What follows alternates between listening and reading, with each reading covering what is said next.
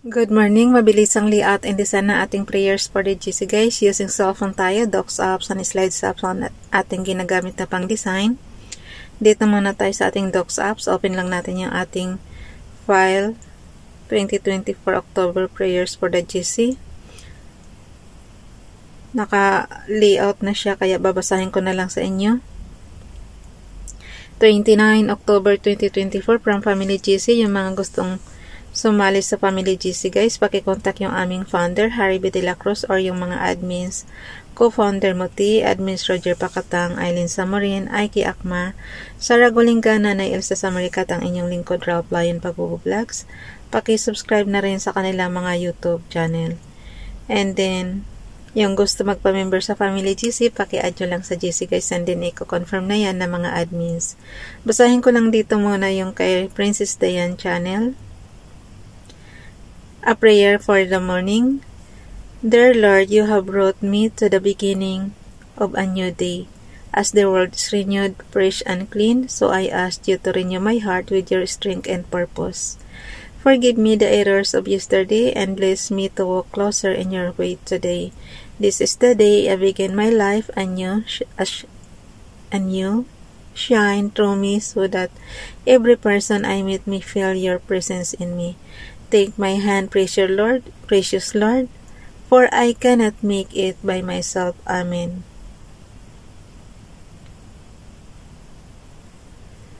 Father God, gabayan niyo po kami ngayong araw na ito sa mga lakad namin.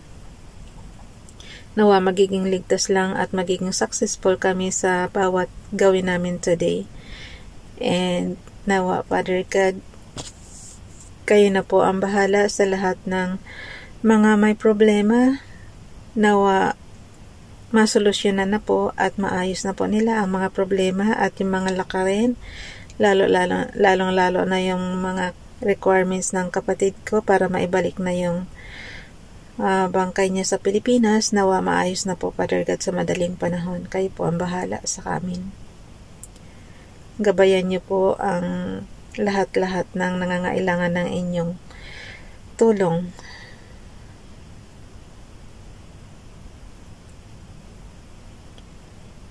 And before that, magpasalamat din muna tayo sa mga blessings na natanggap natin.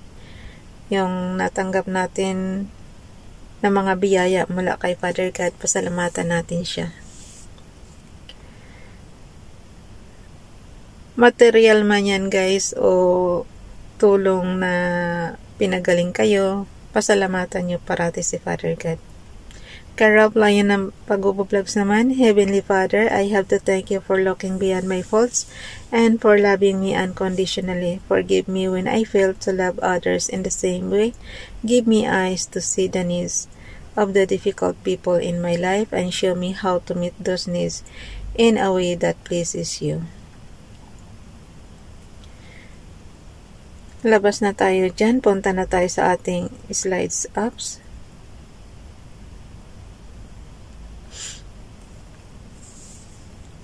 Bakit kaya dito sa mundo, guys, no? Lagi na lang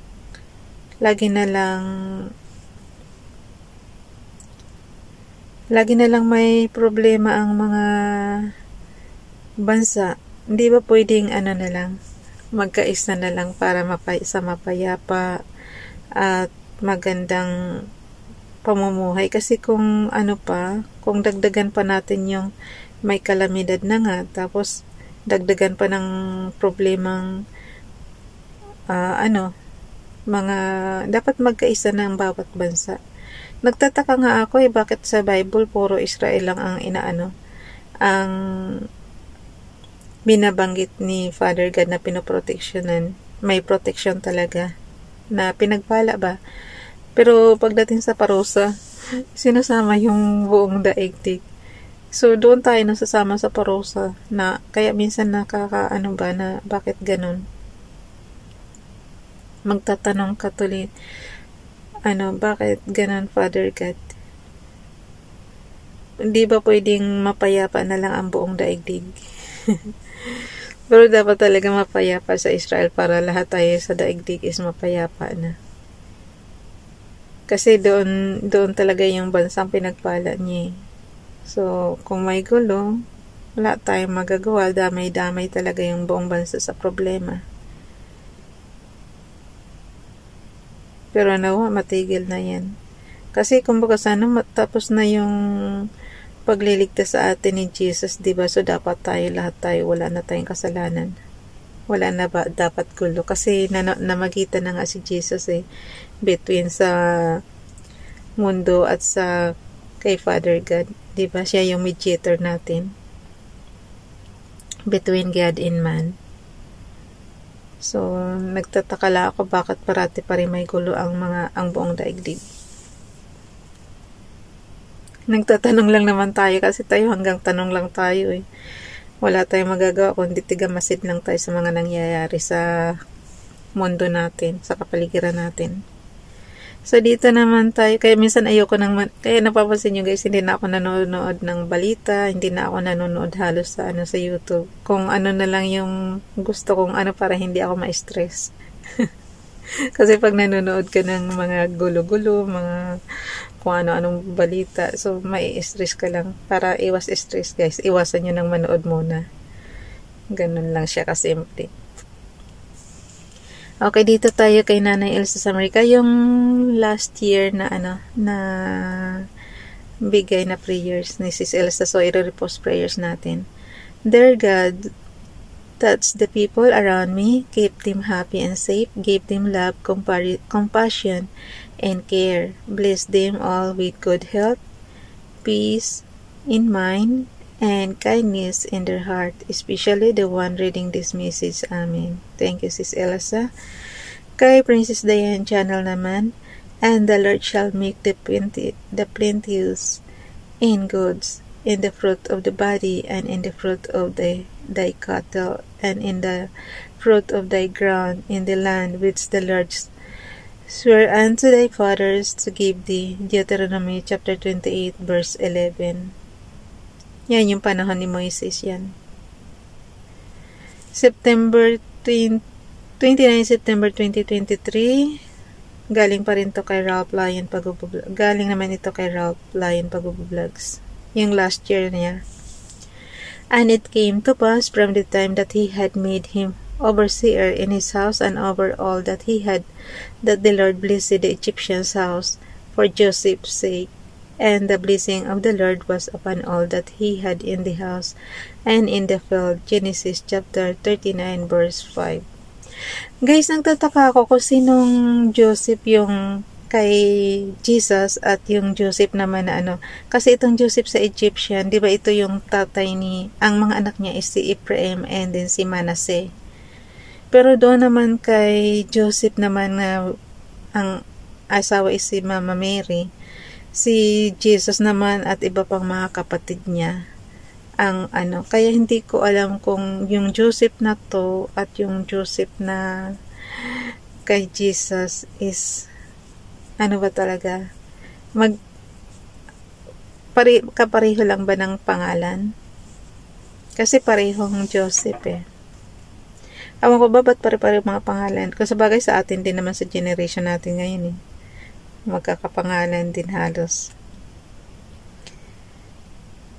Okay. Dalhin na natin yan sa ating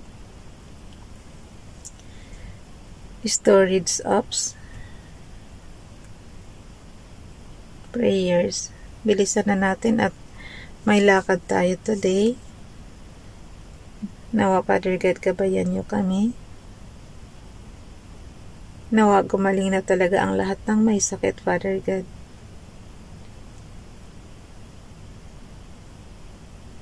Ako nga, pabalik-balik lang yung allergy ko. Hindi ko talaga alam kung masyadong matapang yung sabon na ginagamit ko. Kasi pabalik-balik siya or may nakakain ba akong nakaka-allergy. Pero, aywan ko ba?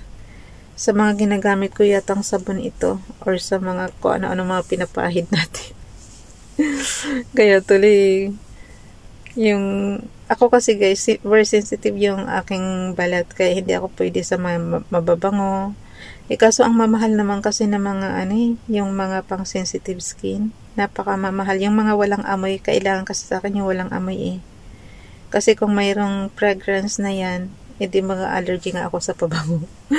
Edi, ganun din siguro sa mga sa mga pamahid, sa mga lotion ba. Kaya lang ang mahal talaga. Ito nga binigay sa akin ni Amo, kulang-kulang $300 to eh. It's KD.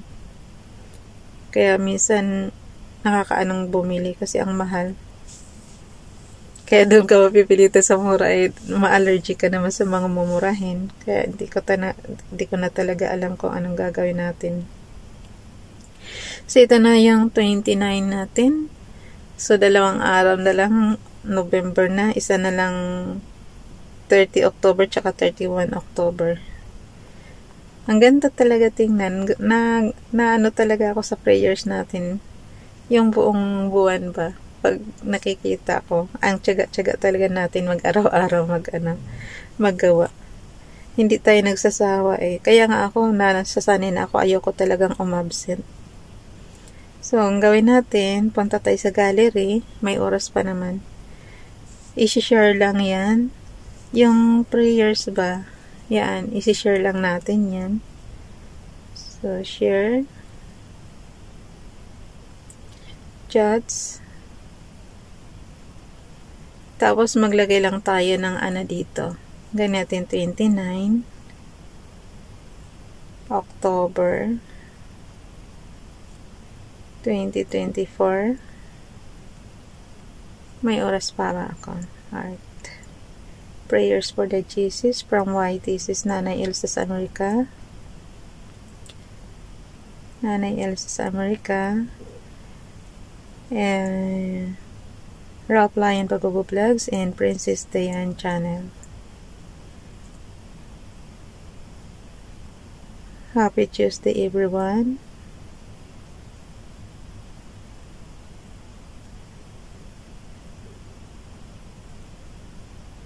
Good vibes and God bless us. Ano nyo na lang to guys? Dagdagan nyo na lang to ng pansarili nyong prayer. God bless us. Amen. Template lang naman ito. Pero di ba kita mo kahit may prayers tayo, nagpipray pa rin ako ng pansarili ko. Yung personal na gusto nating ipanalangin. Kasi yung pinapasa natin pang general yan eh. So kay Ralph Lion Pagogo Vlogs.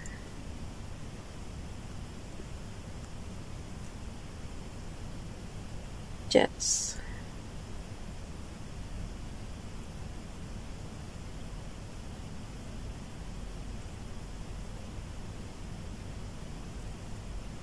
Okay. Bye everyone. God bless.